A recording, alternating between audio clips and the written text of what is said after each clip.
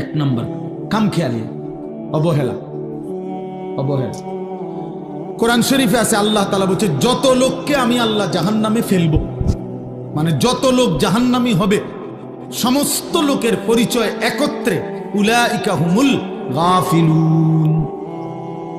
সরাসরি কোরআন শরীফ আল্লাহ বলেন এরা কেন জাহান্নামী হলো, কারণ এরা সকলেই ছিল গাফেল। কি ছিল বাপ? গাফেল। কোরআন শরীফে আছে আল্লাহ তাআলা আমাদের নবী সাল্লাল্লাহু আলাইহি সাল্লামকে বলছেন, নবীজিকে বলছেন, আচ্ছা নবীজি আল্লাহ তাআলার স্মরণ থেকে গাফেল ছিলেন কতক্ষণ? সপ্তাহে কোন দিন? 24 ঘন্টার মধ্যে কখন? কখনোই না। আম্মা জান আয়েশা রাদিয়াল্লাহু তাআলা আনহা বলেন, নবীজির স্ত্রী, কানা রাসূলুল্লাহ সাল্লাল্লাহু আলাইহি ওয়াসাল্লাম ইয়াযকুরুল্লাহ ফি কুল্লি আহইয়ানিহি, তিনি বলেন আল্লাহর নবী